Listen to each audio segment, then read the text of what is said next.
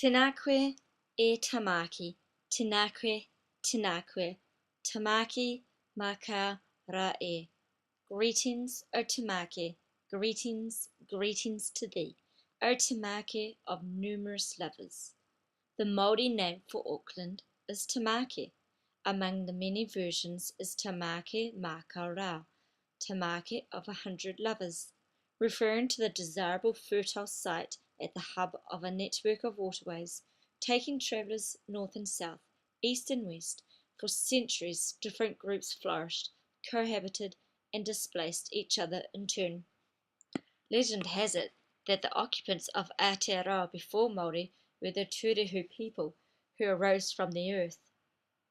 Patu Parehe can be used to describe the Turehu people that dwell in the forest regions.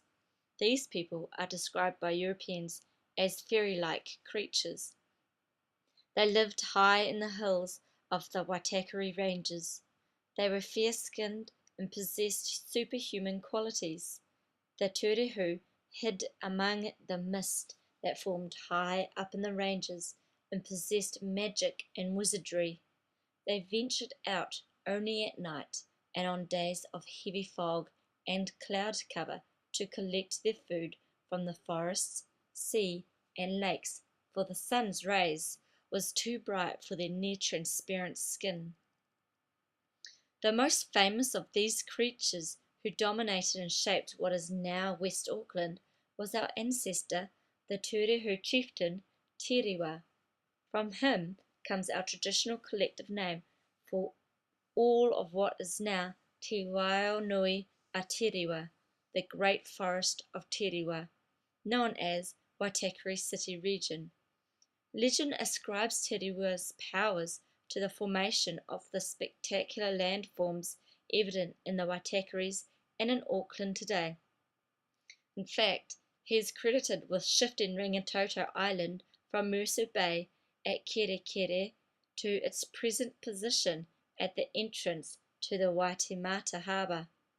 Tiriwa continues to be remembered in tradition, song, and carvings by the local iwi today.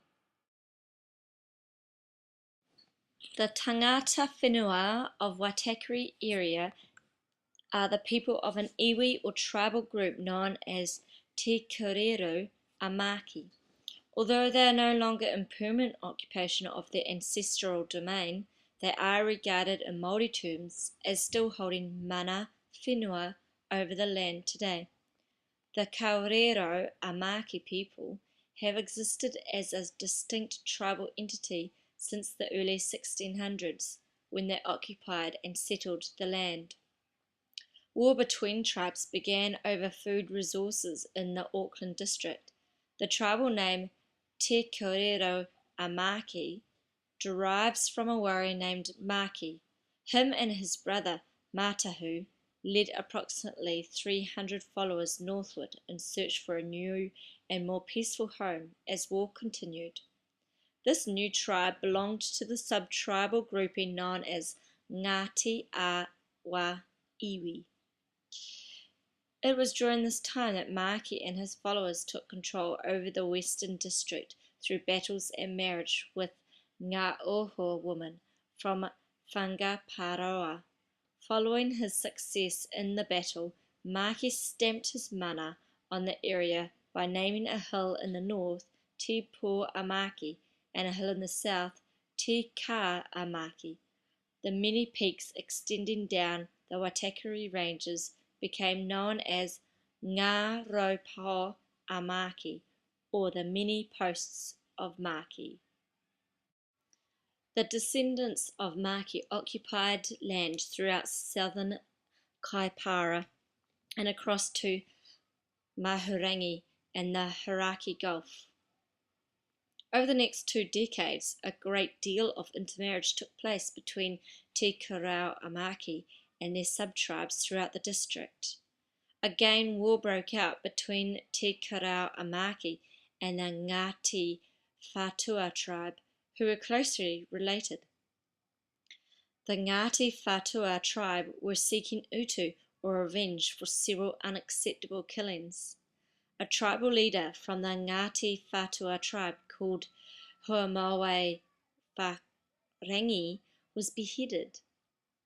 His head was displayed on a stake by the beach at the mouth of the Waitakere River, near Waitakere Rock. It was from this massacre that the name Waitakere comes from.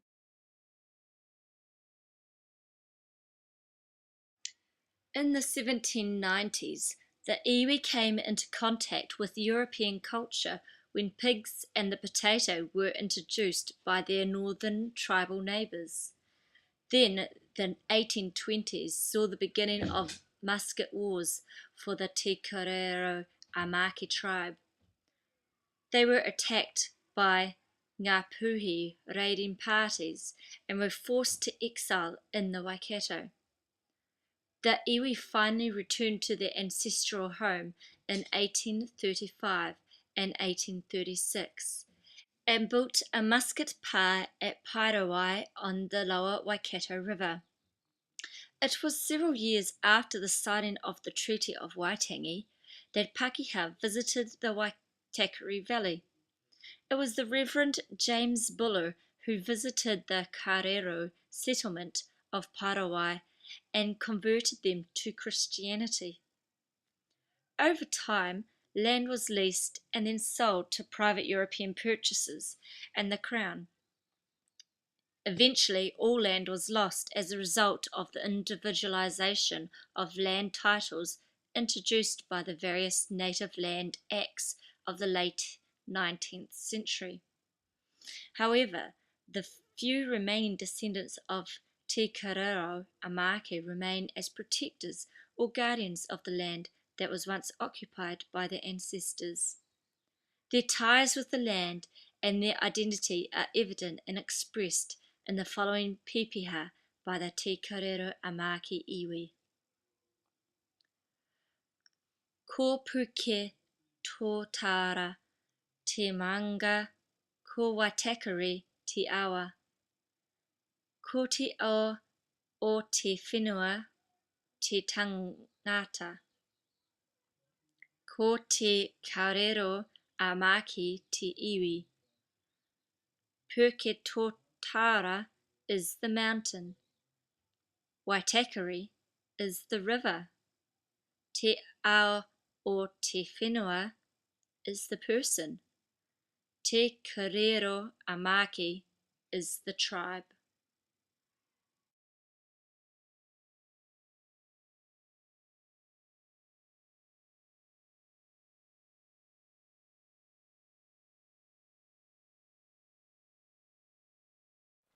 Kia ora. I am doing my resource about Auckland and how the volcanoes erupted and came about. My story is called Legend of Tamaki Makarau. Legend has it that long ago, the land that lay between the Hanui and Waitakere Ranges was flat. Tamaki Makau is the Māori word for Auckland. The people living in this land were the Pāwhareri, a fairy people, but the Pātawhari didn't get along well. So to avoid trouble, groups of them lived apart. One iwi lived in the Waitakere forest on the west side, and another iwi lived in the Hanua forest in the south. This meant that they kept out of each other's way. On moonless nights, the younger members of the iwi would often sneak out.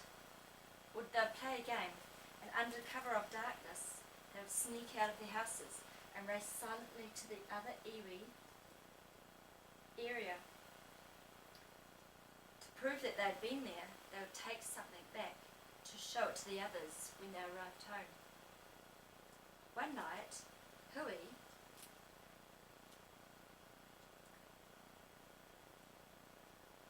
the son of Waitakere, returned from a joint empty-handed. The other youngsters made fun of him and teased him. for not returning with anything. The next night, the run was done again, but Hui did not return with the others. His friends were worried and blamed each other for not taking better care of Hui.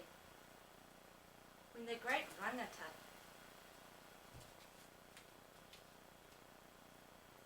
chief Waitakere, found his son to be missing, he was angry and summoned a great war party. Just as they were about to start their war chant, they saw two figures running towards them.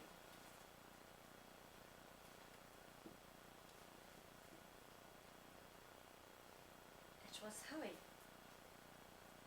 holding the hand of a beautiful young woman. "This is my love," he said, "my token." Waitakere was delighted at the return of Hui, his son, and delighted by the beautiful maiden he had brought back. She was welcomed into the tribe. "Who are you?" they asked. "I am Ferere, the daughter of Hanua," she replied. The Hanua Pawhawhere was enraged when they found their princess missing. Their fury escalated when they discovered that she was with the Whawhawhere of Waitakere. A war party was gathered and set off across the plain to deal with the Waitakere Pawhawhere and reclaim Wairere. But Waitakere saw them coming. As they approached, the tohunga, or high priest,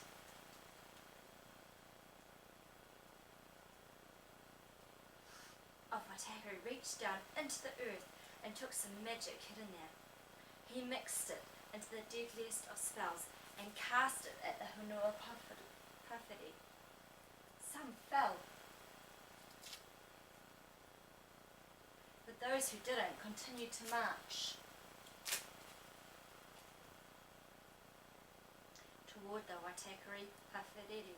Once again the tohunga reached down into the earth and hurled spells at the advancing party.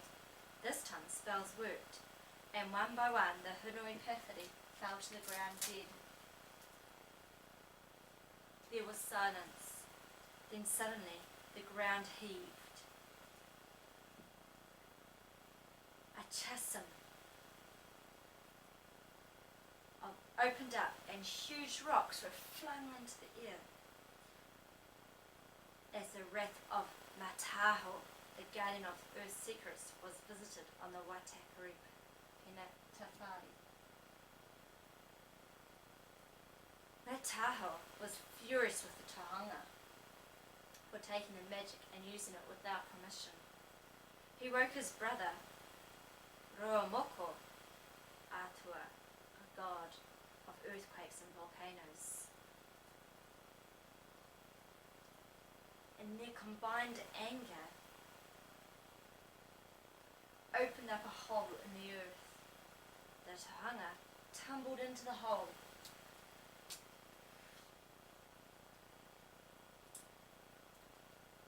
And Mataho mounted him into the earth.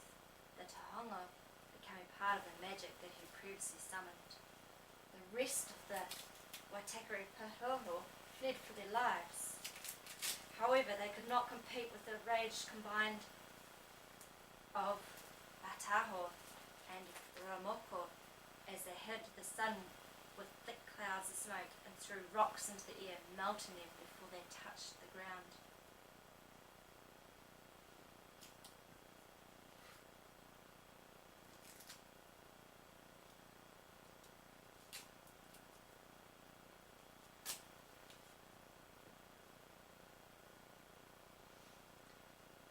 Many years later, two Pawhawhere sat on a hill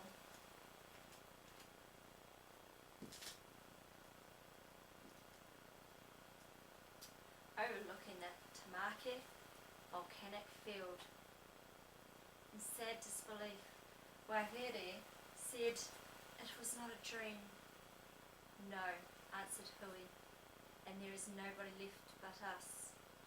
Waihere and Hui have long since passed into the underworld, but but the remains of their folly can still be seen in the volcanoes of Tamaki.